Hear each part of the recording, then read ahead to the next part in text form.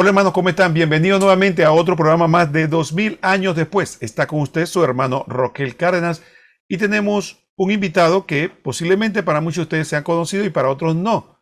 Nuestro hermano Tomás Vázquez. Hola Tomás, ¿cómo estás? Hola Raquel, hola amigo FTvidente. Bueno, aquí una vez más, creo que ya somos parte de la familia de FTV. Ahí hablaba con los muchachos de que ya no van a tener que darle el suéter de FTV para compartir con ellos. Pero bueno, estamos aquí como quien dice al pie del cañón en lo que es la evangelización, lo que podamos cooperar nosotros dentro de lo que tenemos y las herramientas que el Señor nos da, ¿no?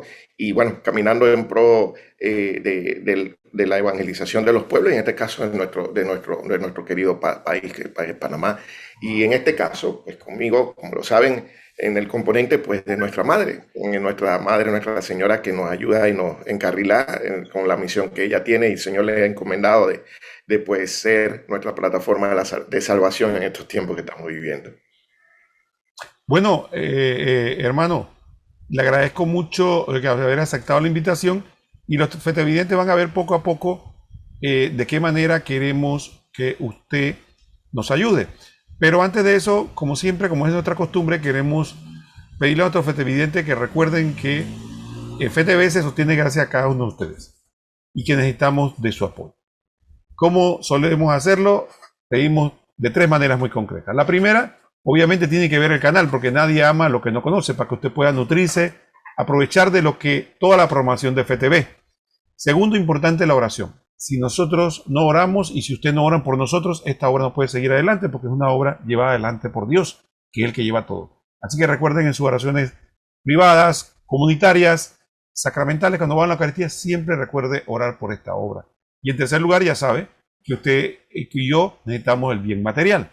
Por lo tanto, usted puede, ya sea a través de un voluntariado, donde ofrece su trabajo, esfuerzo, conocimientos al canal para que pueda lograr su meta, o a través de donaciones específicas de su pecunio particular. Lo que usted puede ayudarnos, puede hacerlo a través de tres maneras, o tres fuentes, mejor dicho. Puede hacerlo por Visa, Mastercard, ¿no? Y clave, pero también puede hacerlo directamente a las cuentas de banco que usted conoce.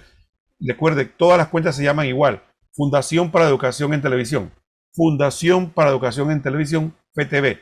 Que tenemos cuenta en el Banco Nacional, en el Global Bank y en el Banco General. Ya usted puede hacer donaciones de manera directa a través de la banca en línea o si prefiere ir personalmente, con mucho gusto. Cualquiera de esos medios, usted puede contribuir a que FTV pueda solventar su banco, sus gastos y por supuesto seguir con la evangelización.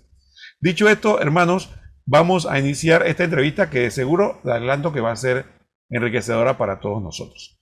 Bueno, como decíamos al inicio, todos o muchos de ustedes probablemente conocen a Tomás Vázquez, que tiene un programa en nuestro canal que es de gran edificación para muchos de nosotros. Sin embargo, tal vez en el afán y como buen mariano, él no va a hablar de sí mismo, así que yo fui el atrevido que lo invité para que hablara de él mismo, ¿no? Entonces él va y habla de la Virgen como lo que debe ser, así que yo lo invité ahora para que hablara un poco porque es bueno conocer, porque al conocer la vida de un hermano, entonces uno se edifica y aprende y puede seguir adelante. Así que Tomás, quisiera preguntarte en primer lugar, Pentecostés Mariano, eso fue un nombre que me llamó la atención. Cuéntanos un poco la historia del nombre, del programa, cómo surge Pentecostés Mariano.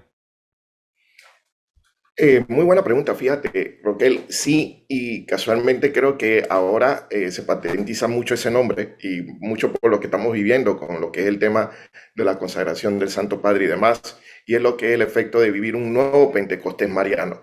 Es casualmente lo que lo que se espera a través de nuestras vidas en cuanto a todo lo que es el transcurrir de la humanidad, con todas las circunstancias que se están dando básicamente situaciones sociales, políticas, económicas a nivel del mundo y con todo lo que ha sido el advenimiento de la guerra mundial y todo lo demás y el efecto de el papel que le ha puesto nuestro Señor a nuestra madre, casualmente nuestra Virgen, nuestra madre, la Virgen María, en lo que es el efecto de la salvación de las almas. Esa es la misión importante casualmente que tiene Nuestra Señora en este tiempo.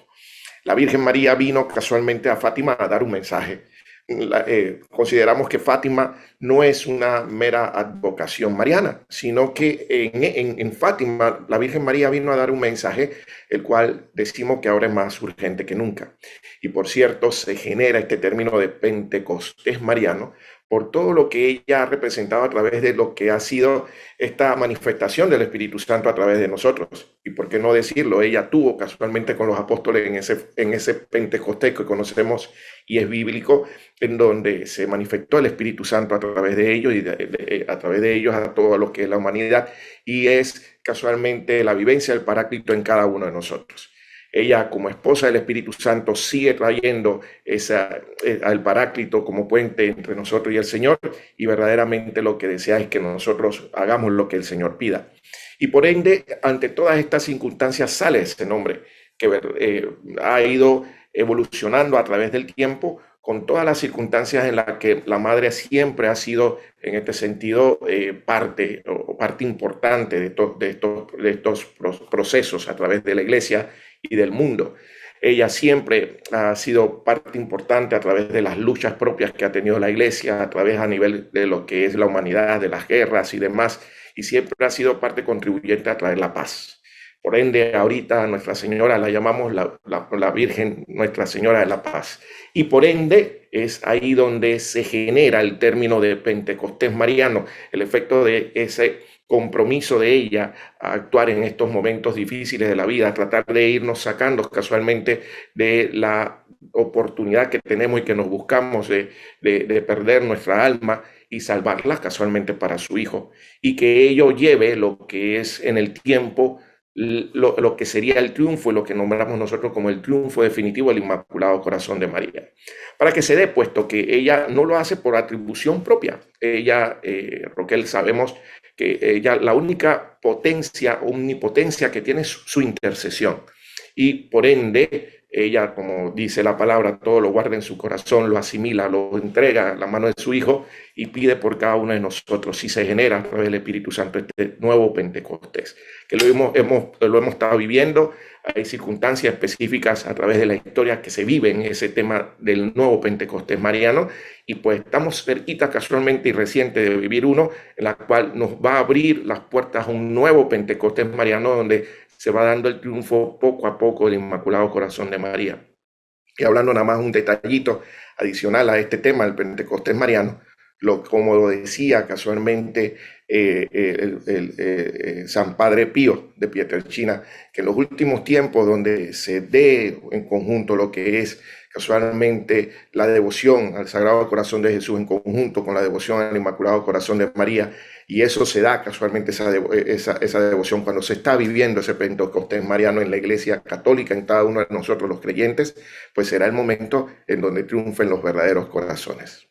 Me llama la atención también el concepto que nos transmite, interesante, hace clic con una expositora que yo vi de que tiene un movimiento de reciente fundación, que yo estaba escuchando una charla que también es mariano, pero también tenía unas connotaciones también del Espíritu Santo, y ella decía algo, resumiendo lo que estás diciendo, decía ella de que la Virgen María nos enseñaba verdaderamente que tenemos que ser esclavos del Espíritu Santo y no la instrumentalización que algunos hacen del Espíritu Santo. O sea, hay gente que piensa que el Espíritu Santo está a su servicio, no al revés.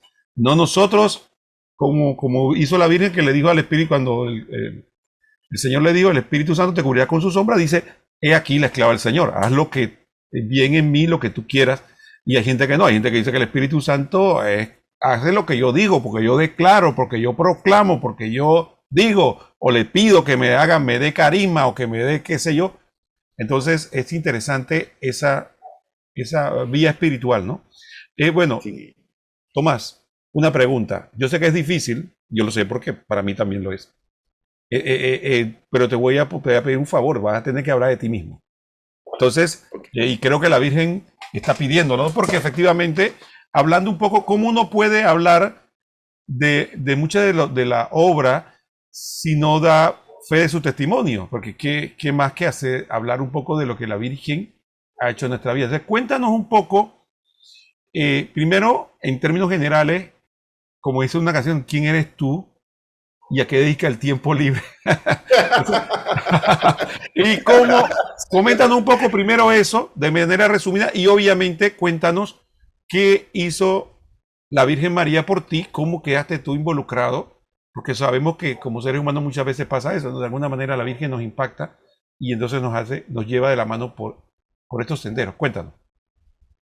Sí, mira, Rogelio, voy a tomar la palabra casualmente. ¿A qué dedico el tiempo libre? Creo que ahora ni tú ni yo tenemos tiempo libre si nos dedicamos casualmente a la evangelización.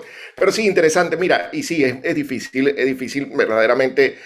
Quizás lo que nosotros queremos hacer en el plan de la evangelización es desaparecer nosotros para que aparezcan ellos. Y eso cuando tenemos la conciencia de saber que queremos hacer las cosas bien. Como muy bien decías hace un momento, hay veces que salen estelas de pensamiento en donde no, la Virgen me dijo, no, que yo tengo esto, no, y que yo tengo este don. No, verdaderamente las cosas no funcionan así, no dejamos que el Espíritu Santo haga la obra. Y al final es como muy bien lo dice, y es ejemplo de ella, caminamos y tratamos de caminar a ejemplo de ella, cuando en el momento de la aparición del ángel para el Fiat, y ella dijo, hágase en mí según tu palabra. Y entonces es ahí donde casualmente uno logra poder entonces sumergirse en el corazón de nuestra madre, o ella se sumerge en el corazón nuestro, simplemente esperando la apertura de nuestros corazones. Vaya, yo crecí en una familia creyente, sencilla, humilde, al cual agradezco a Dios, una familia peculiar, no era padre, madre y familia, familia completa, como podemos decir. Mi madre, que muy bien arrió conmigo, y mis dos hermanos y mis abuelos, de la cual ya mi abuela se nos adelantó, y mi abuelo, que cuidado me está escuchando, nos está escuchando, fiel, fiel fete evidente casualmente. Y en este sentido, pues me fui educando y creciendo en la base sólida que ellos me daban, fuera de la parte educacional, la cual siempre se trataron de inculcar siempre también la parte de la fe. Y no faltaba un día en donde venía la bendición, en donde cuando llegaba a la casa, en el lugar donde vivía, apartado de la capital, era el área del puente en Burunga de Arreján, pues llegábamos muy tarde. En ese tiempo yo estaba en el IJA, no sé si recuerda ese tiempo, eran 2 turnos. Y con ello, pues me tocaba salir sumamente temprano. No había 2 vías de ida, 2 vías de vuelta. Teníamos que salir extremo madrugada y llegábamos extremo noche por el efecto de los doble turnos. Y ahí buscábamos la forma de cómo poder seguir adelante. Mi mamá buscando siempre una mejor educación, y mi abuelo lo que me podían dar dentro de la pobreza que tenían era la parte de la espiritualidad, lo que era el tener fe en Dios y la Virgen. Ahí es donde nace casualmente mi fe. Mi madre en principio, pues en escuela primaria, me meten en Don Bosco primaria, y definitivamente crecí mucho con esa devoción a Don Bosco y a María Auxiliadora. Y en efecto, pues fui creciendo con esa devoción, en este caso a Don Bosco y a María. Y mira que pues aprendí mucho en el tiempo. Pensaba en María, en mi sencillez, en mi poco conocimiento como la Virgen María Auxiliadora. Y todavía ahí no podía definir yo de que era una sola, quizás con el efecto de que lográbamos tener catequesis, esto y lo otro. Sigo creciendo, seguimos caminando mucho en la fe. Todavía me recuerdo con mi abuela, uno de los últimos momentos que recuerdo era un día en donde no pude yo estudiar bien, me quedé dormido del cansancio, y cuando me levanté, preocupado, era un examen final, y mi abuela muy preocupada me decía, hijo, yo voy a orar por ti. Me acuerdo, tenía un nichito de Jesús Nazareno en su cuarto, y yo vi cuando yo saliendo, corría de la casa para ir a la escuela, y ella ya veía que estaba arrodillada rezando. Y no me dejará mentir mi familia, que en este sentido recuerdo haber llegado a la casa en la tarde y haber sabido ya que fui la mejor nota del examen, yo ni siquiera sin saber. Y cuando veía, lo primero que me noté fue en la casa que todo estaba cerrado. Me fui a la parte de atrás, la puerta estaba abierta, entré y veí a mi abuela todavía arrodillada rezando. Y lo primero que me ve me dice, ¿cómo te fue? Y le digo yo, mamá, no sé cómo, porque le decía a mamá a mi abuela, y me dice, yo le dije, pero me fue bien, fui la mejor nota. Y dice, Dios nunca me falla, la Virgen nunca me falla. Y eso fue introduciéndose en mi corazón al punto que pues iba creciendo en ello, no solamente en conocimiento por la parte educacional y por lo que quería siempre ser médico, sino también en la parte de la fe. de ir el domingo a misa, de ir a la catequesis, de prepararme en ese sentido desde pequeño con la primera comunión, luego buscar la confirmación, y así fui, poco a poco. Creo que en lo convencional, en lo cotidiano, como tú muy bien dices, creo que a veces el Señor se vale de las peripecias de uno de la vida. Y en algún momento tuve un percance dentro de las circunstancias de mi vida en la que pues tuve un cuadro muy difícil entre lo que era la pérdida de mi abuela, entre lo que era estar ya conviviendo con mi mamá, no, la cercanía de tener mi abuelo y toda esta situación de cómo congeniaba esto con la universidad, ya siendo médico y todo, siendo estudiante de medicina, y tenía eso que plasmarme más y aferrarme más a la fe, porque no había medios, no había circunstancias. Me acuerdo a mi mamá que tanto amo y siempre tomo y siempre he dicho a las personas que para un reflejo de María en el mundo es mi madre. Puesto que siempre ha estado ahí, siempre ha estado al postre, también ha estado y ha ido creciendo en espiritualidad para darnos ese fundamento a cada uno de nosotros y ver que en un momento cuando comenzaba la carrera me decía mi mamá llorando, hijo, no tengo cómo para poder hacer tus estudios, seguir tus estudios. Y yo le dije, nada más, mamá, ponme el plato de comida a la mesa, que yo sé que Jesús y María me darán el resto.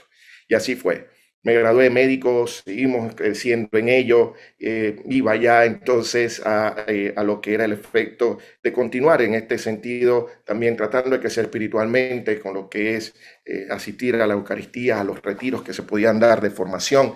Y ahí íbamos, ahí íbamos.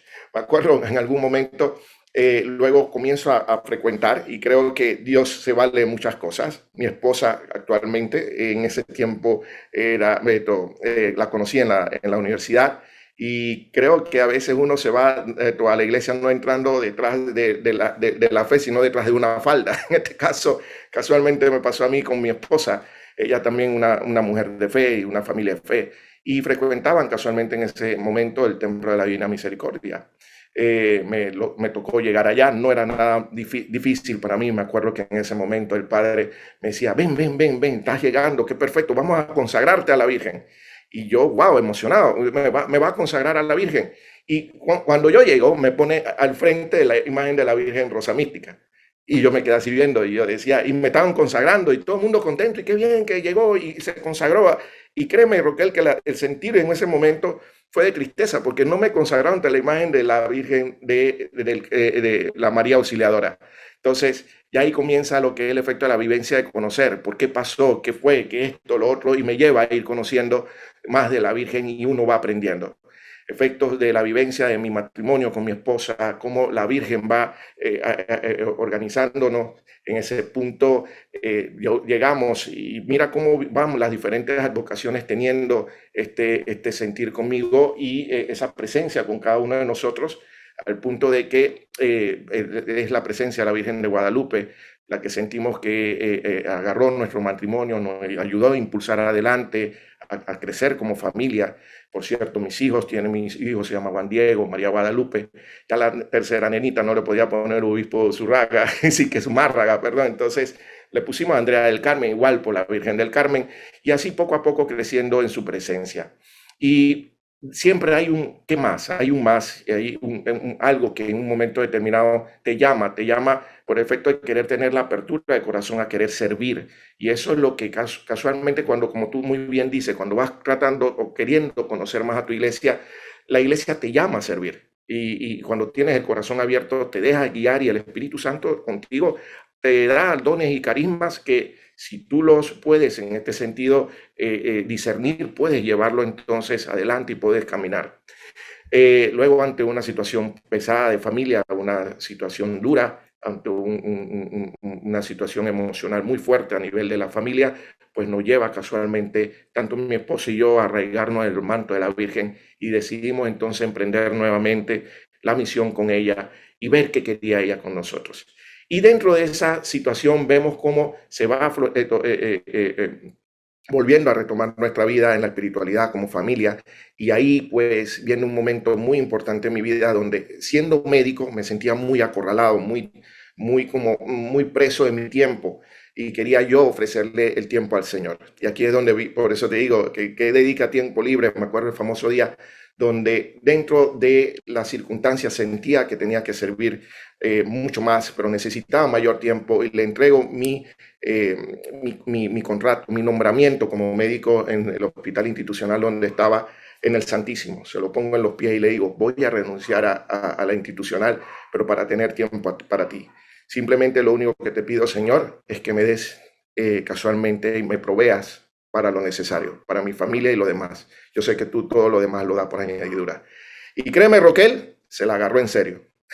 No me ha dado tiempo para caminar para un lado, para el otro. Sin embargo, se lo tomó en serio y me ha dado las herramientas necesarias, lo que él crea conveniente, y uno con el corazón abierto para que no solamente yo, sino toda mi familia, mi esposa y mis hijos, también nos encaminemos en ese camino de evangelización. Y de ahí nace entonces que esta señora nos lleve de su mano, y entonces entramos a lo que es el Apostolado Mundial de Fátima, a la cual pues viene una historia mucho más grande que en este punto puedo expresarles por la forma como ella se fue introduciendo en nuestras vidas. Igualmente en Parroquia San Mateo, en donde se genera lo que es el movimiento del Ejército Azul de María, y averiguando un poquito de este tema a nivel internacional, pues el Ejército Azul de María, lo que antiguamente, así se llamaba en antiguo, pero actualmente se llama el Apostolado Mundial de Fátima. Y es lo que nos permite entonces caminar en lo que es este apostolado, el cual ha ido creciendo poco a poco, y ahí pues podemos seguir brindando mucha mayor información en cuanto a todo el crecimiento que ha tenido a través de Nuestra Señora. Le agradezco mucho, hermoso testimonio, y hay algunos puntos que quiero desarrollar, pero vamos a hacer primero una pausa para que nuestros fetevidentes puedan, digamos, respirar y asimilar todo lo que nos has contado, y quisiera después puntualizar algunos puntos sobre lo que nos está hablando ya el apostolado de Fátima y demás. Vamos a la pausa y después continuamos.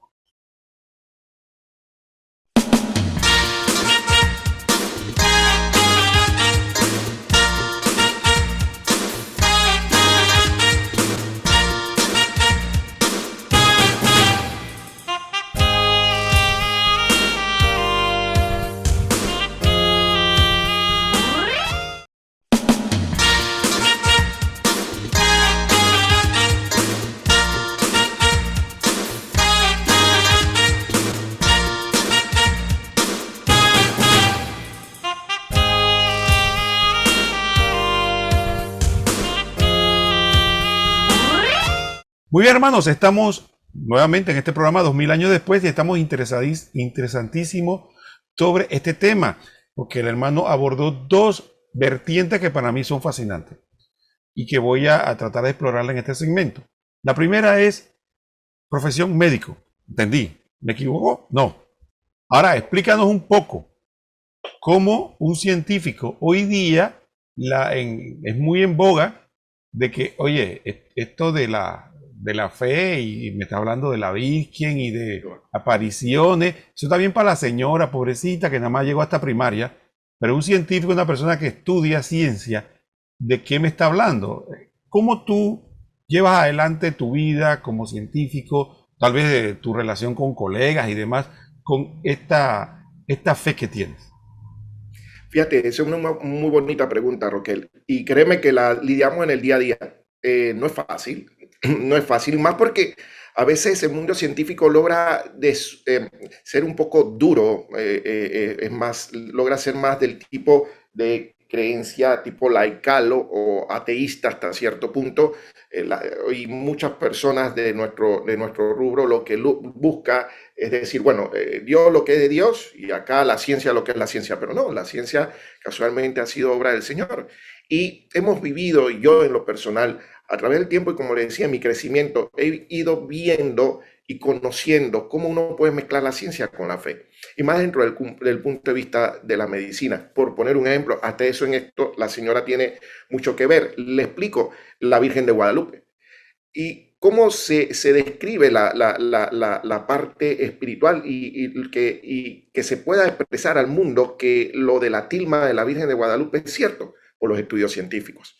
¿Y cuáles han sido los estudios científicos, y de qué tipo de científicos se han emprendido todos estos estudios que han dado la veracidad de lo que ha sido la tilma? Pues de médicos.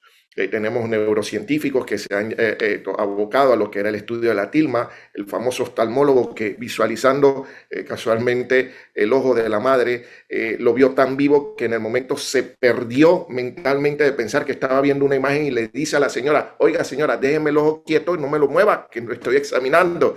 Y cuestiones como estas que dice, hey, espérate, es que esto no se puede separar. Y cómo con estudios científicos y estudios médicos se patentiza que la tilma de Guadalupe es cierta, que es de ese tiempo y que fue creada mira, lo importante, la ciencia no puede llegar a decir que es algo divino, pero sí te dice que no es humano y que la ciencia no lo puede explicar, no tiene el curso de la historia natural como la ciencia lo prevé.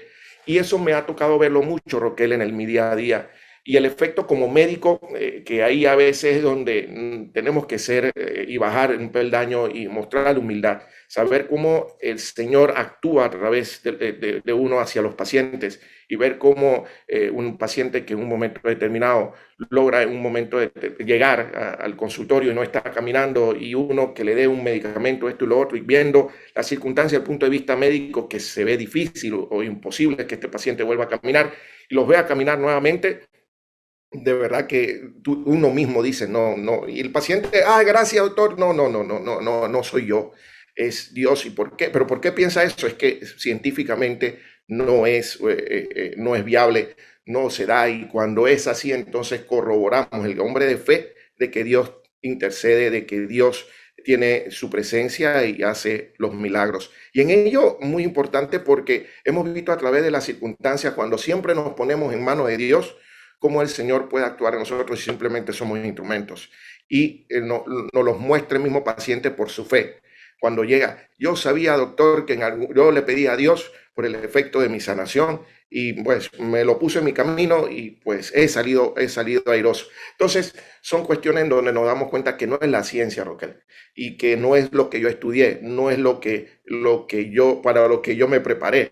Hay algo más que está mucho más allá y es mucho más fuerte que yo, indudablemente, inconmensurablemente más fuerte que yo, que provee estas cuestiones y me hace ver la presencia de Dios en cada uno de los pacientes, y eso es lo que puedo vaticinar y me llenó mucho el corazón y el alma en cuanto a cómo el Señor actúa y por ende saber que Dios está ahí, está en la ciencia y cómo puede Él a través de la ciencia poder entonces actuar como lo hizo cuando lo vemos en los evangelios, predicaba el evangelio y curaba enfermos.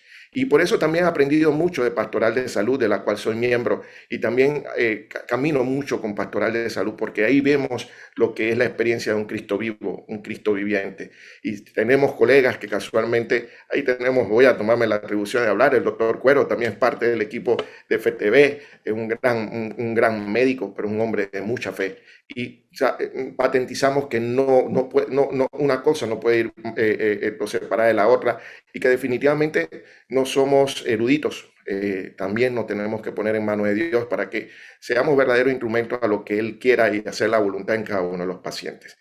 Difícil. ¿Por qué? Porque como muy bien dices, estamos en un mundo académico muy fuerte, perdemos amigos, nos hablan de extremistas, de que estamos locos, de que por ahí me llaman de que si soy sacerdote, mira el que va a dar la bendición, locuras, tantas cosas que pues intentan amedrentar el corazón de uno, pero vaya, el Señor siempre te hace ver con detalles sencillos y básicos al día a día de que Él está ahí, que nos acompaña y que vale la pena. No te dicen monseñor, por lo menos, ¿no? Hay historias muy jocosas. Sí. ¿Qué pasa? Yo tengo un amigo que le dicen monseñor, a ti te dicen sacerdote, hay uno que le dicen monseñor. Bueno, está un gran amigo, el monseñor Vázquez Pinto, fue gran amigo de mío y de mi familia, era guía espiritual de mi esposa y mío. Y como yo soy Vázquez y él era Vázquez, entonces me decían Monseñor Vázquez Pinto. Entonces, me decían sacerdote. Un día me acuerdo en una reunión, no pude llegar y me acuerdo, hay un compañero que es amigo mío de cirugía y sí lo frecuenta mucho más. Y no es que no quiera, sí, pero casualmente la evangelización te lleva a otras cosas. Y cuando se formó la reunión me decía mi compañero, mira que preguntaron por ti. Y yo dije, mira, sí, los extraño, ¿qué tal? ¿Qué pasa? ¿Cómo están? Y me dice, no, casualmente me preguntaron si estabas dando misa. Entonces uno se queda, dice, ay Dios santo, pero bueno, son cosas que creo que forma parte de todo este caminar y pues nos toca seguir adelante. Creo que tú dijiste algo en principio que es cierto. Creo que nos mueve más el testimonio. No de nada vale que yo esté aquí hablando. Al final las palabras llaman la atención y llevan conocimiento, pero el testimonio arrasa. Siempre lo aprendí de un famoso predicador y decía, después que tú lleves un verdadero testimonio, lo demás se da solo y por añadidura. Y es lo que intentamos hacer, Roquel. Ante una vida que sabemos que es bíblico, se dan persecuciones, circunstancias, obstáculos y desavenencias, pero sabemos que con la gracia de Dios y nuestra Madre seguimos adelante. Muy bien, ahora tengo la segunda pregunta.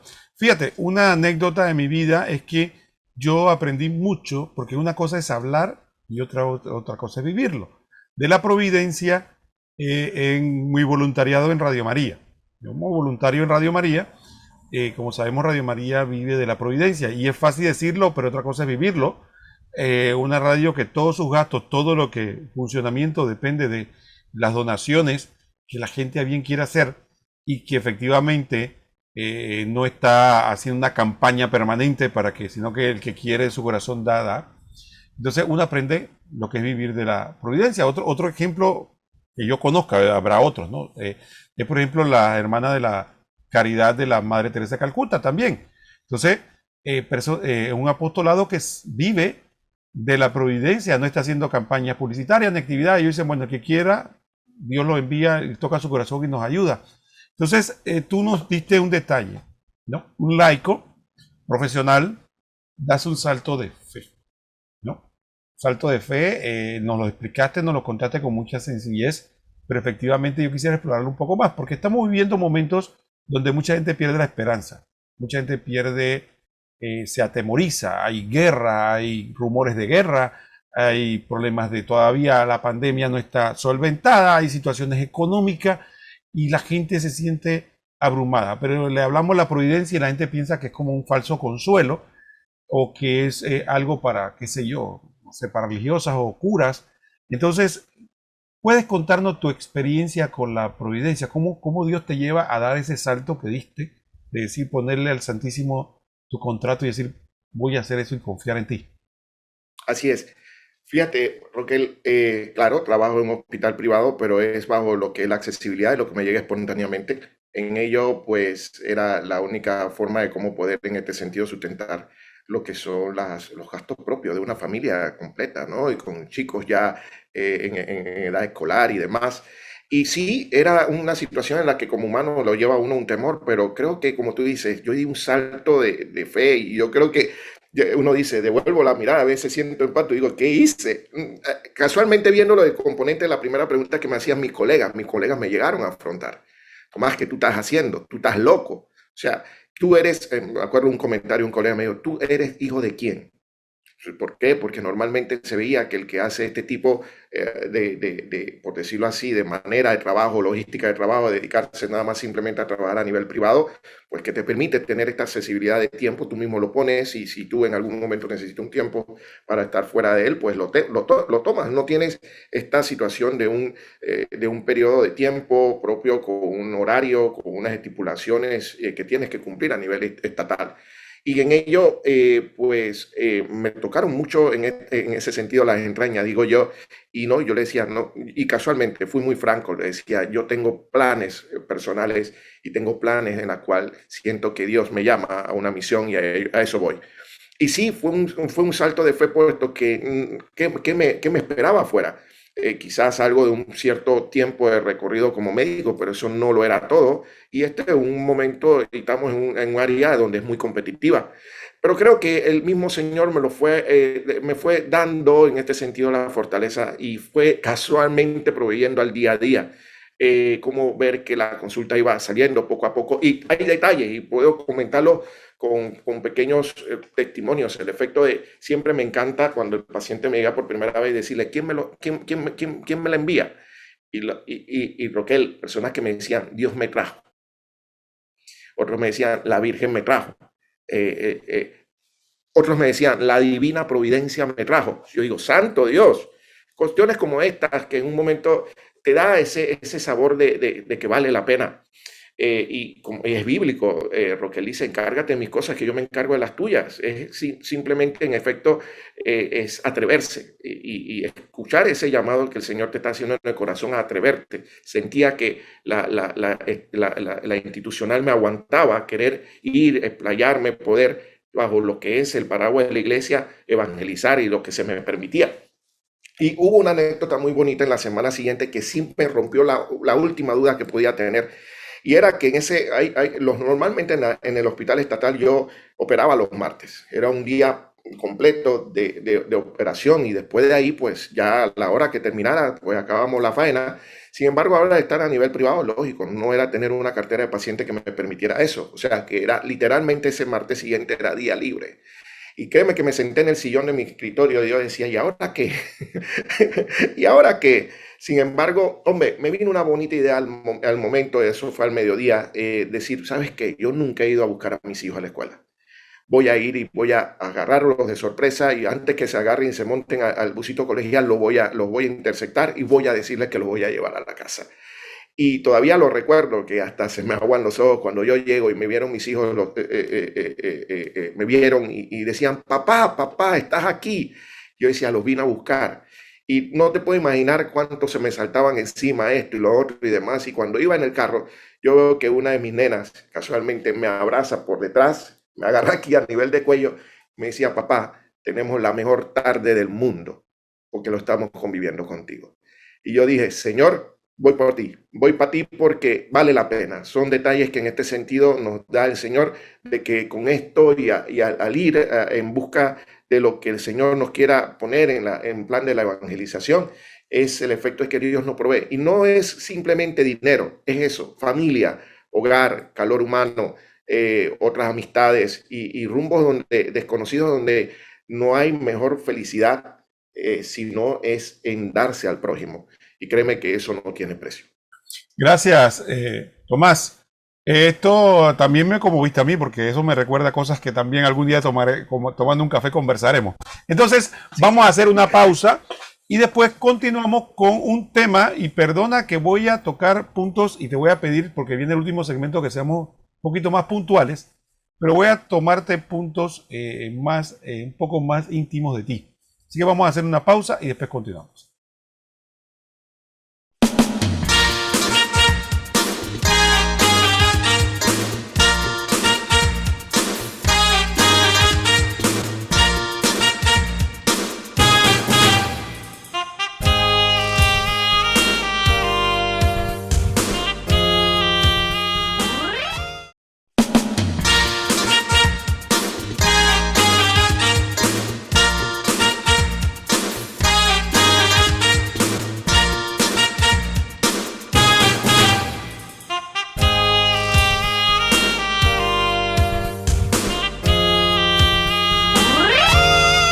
Oye, hermanos, estamos en el último segmento y lamentablemente tengo que decirles que me siento como ustedes apremiado porque se nos acabó el tiempo y hay cosas que yo estoy seguro que ustedes y yo queremos preguntarle a Tomás, pero bueno, Dios dará vida para ver si podemos poder tenerlo acá nuevamente entre nosotros.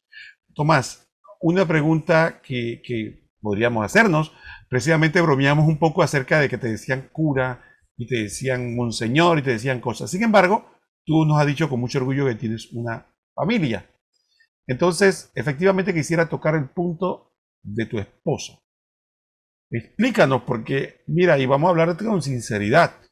Una de las cosas que a veces ocurre en la iglesia es que las personas entran a servir al Señor, pero le cuesta tener ese balance. Vamos a decirlo de manera tajante, o sea, tener a la esposa contenta y estar en todo esto. Les cuentan un poco cómo es ese balance, esa relación con tu esposa, porque obviamente tú no eres sacerdote, tú tienes un apostolado en tu casa con tu esposa y tus hijos.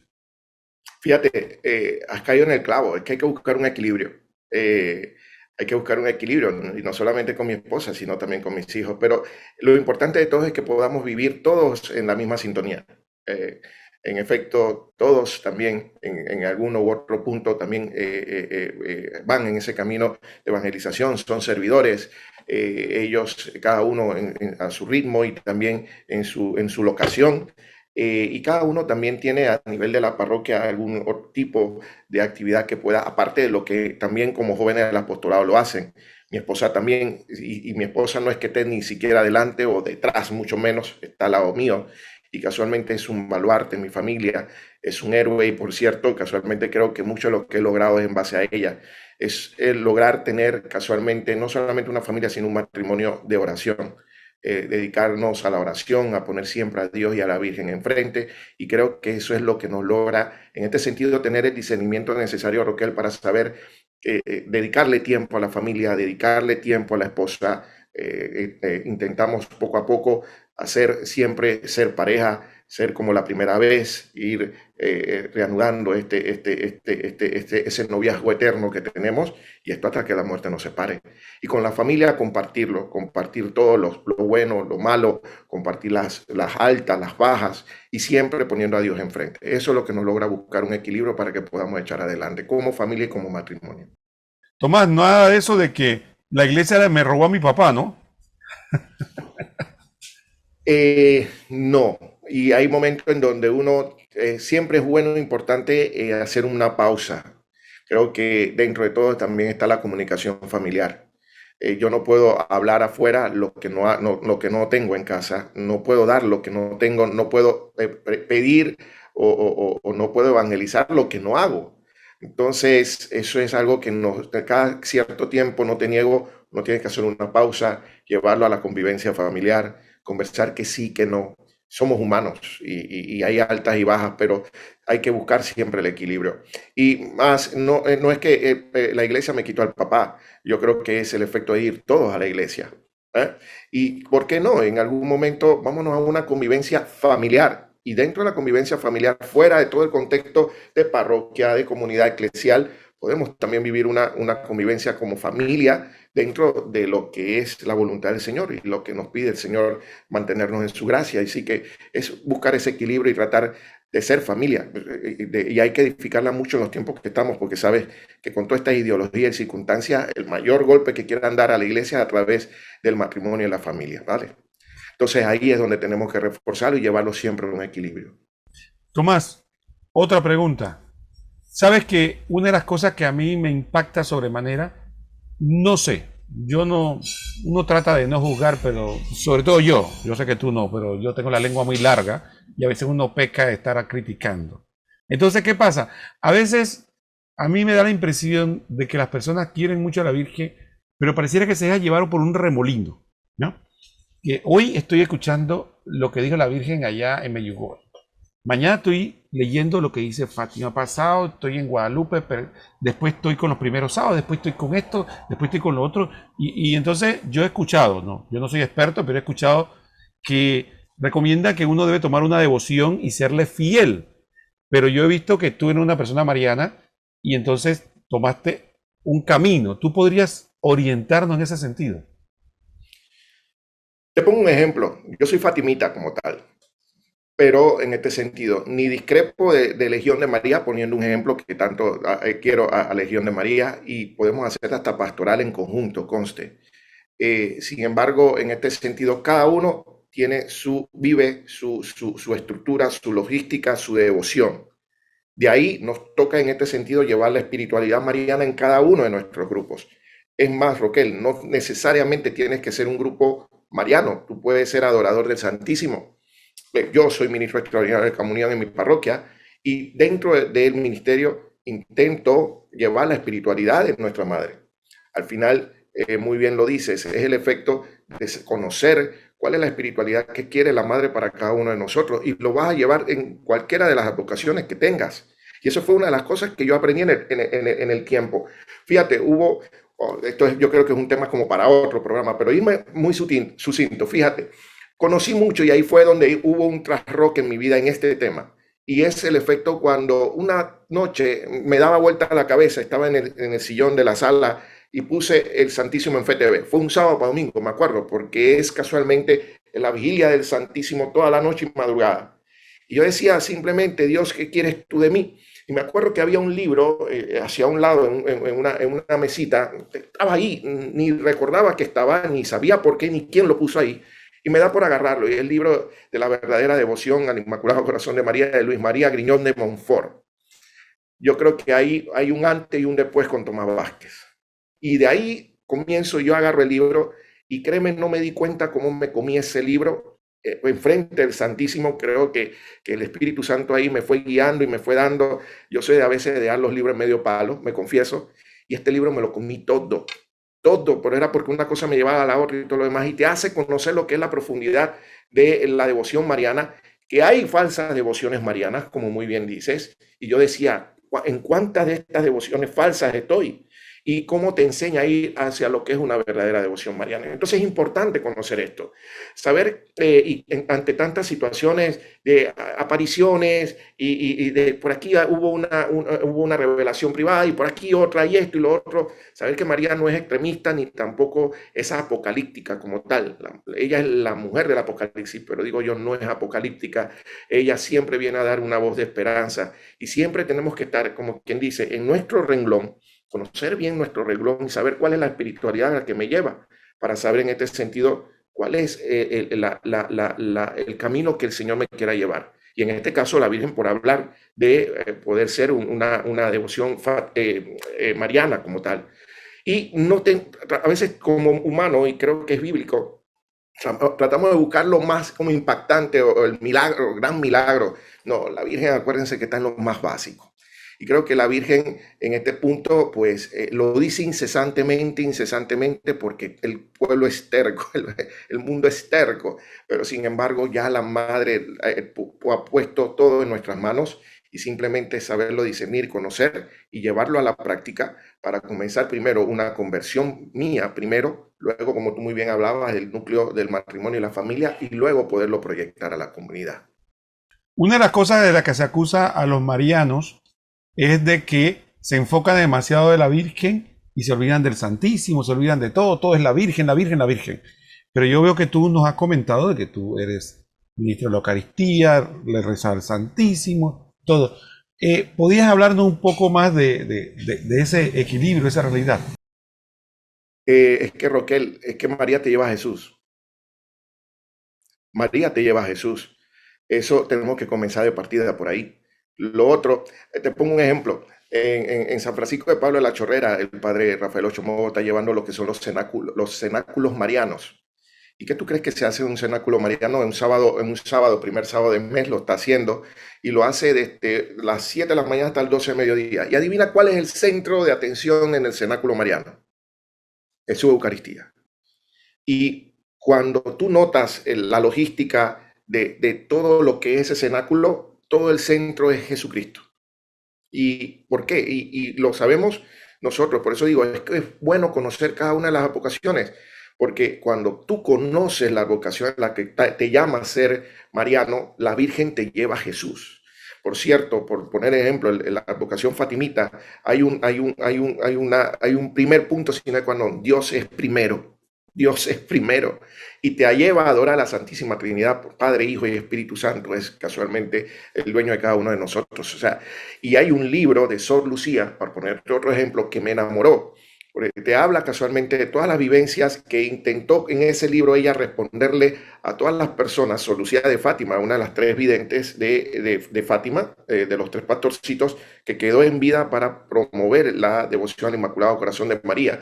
Y me comí ese libro también y no hablaba de María en ningún lado. Hablaba de Jesús, hablaba de Dios. Entonces, al final es que llama la atención y dice, es que María nos lleva siempre a su Hijo. Y el efecto de agarrar, hay a veces que discernir, no, que María, que María, que María, que María, que María, sí, sí, sí, pero es que María siempre te lleva a su Hijo, ella se esconde, ella desaparece y pone a su Hijo enfrente. ¿Y cuál es el mejor mensaje de ella? Hagan lo que Él les diga. Entonces, ahí es donde nos toca a nosotros discernirnos nosotros mismos y decir, espérate, yo soy mariano, ¿qué estoy haciendo como mariano? Sí, rezo de rosario, que tengo que rezarlo todos los días, así lo dijo la Virgen Fátima, pero ¿por qué me lo rezo todos los días? Porque tengo que meditarlo y cuando medito, yo medito son casualmente todo lo que es la vida, muerte y resurrección de nuestro Señor Jesucristo. O sea, me lleva a Él.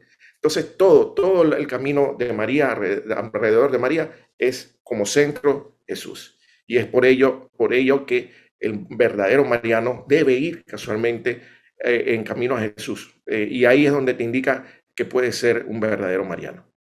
Bueno, Tomás, muchísimas gracias. Ya se nos acabó lamentablemente el tiempo y de adelanto que yo estoy seguro que, igual que todos los televidentes, estamos ávidos de volverte a invitar para que hablemos ya un poco más, porque me quedé picado porque me dijiste algo que, bueno, que quisiera explorar con todos los televidentes, que dice que el mensaje de Fátima hoy es más actual incluso que ayer. Entonces, quisiera saber cómo es eso posible. ¿Qué está pasando hoy en el mundo? Que ese mensaje nos llama a todos hoy día, ¿no? Porque creo que estamos de acuerdo que estamos en momentos de mucha confusión. Entonces, necesitamos tener una guía y necesitamos tener una ayuda y seguramente el mensaje de Fátima correctamente interpretado, que es otro tema que también podríamos hablar en otro programa. Pero en medio de esto, quisiera invitarte a que nos dieras tus conclusiones de lo que hemos compartido hasta este momento. Sí, básicamente estamos viviendo momentos difíciles. Y siempre tenemos que recordarnos algo. Creo que aquí parto del efecto a veces cuando alguna persona me aborda y me pide qué pienso yo ante todas las circunstancias que hay. Tenemos dos caminos que tomar, Roquel. O nos vamos en el camino que nos conduce a Dios o nos vamos alejándonos de Él. Y creo que les aseguro que irnos alejado de Él no va a tener buenos resultados. Al irnos en el camino de Dios, no me pregunten qué va a ocurrir. Para cada uno, el Señor tiene plasmado y escrito su historia. Y creo que es simplemente el efecto de acogernos a querer hacer una vida de santificación, a querer caminar con Dios. El Señor todo lo arregla y todo lo pone con el fin de que uno, si abrimos el corazón, verdaderamente lo podamos hacer acompañado de Él y de nuestra Madre.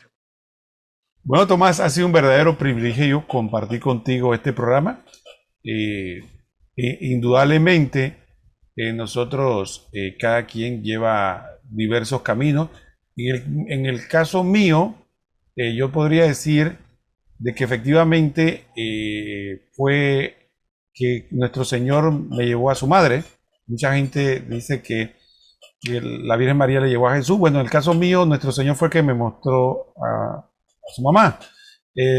Básicamente, y ha sido un proceso de crecimiento y camino con la Virgen María y con San José. Yo, por lo menos, yo sí me proclamo devoto de San José y promotor de la devoción a San José.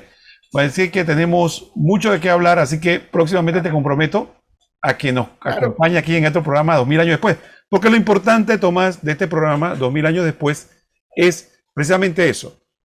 ¿Cómo se vive la fe 2000 años después? Sabemos que algunas personas vivió a principio de este milenio, otros vivieron en la Edad Media, otros en el Renacimiento. A nosotros nos toca vivir en el siglo XXI, entonces tenemos que hablar cómo se vive la fe hoy día, 2000 años después. Así que muchísimas gracias, Tomás. Te agradezco.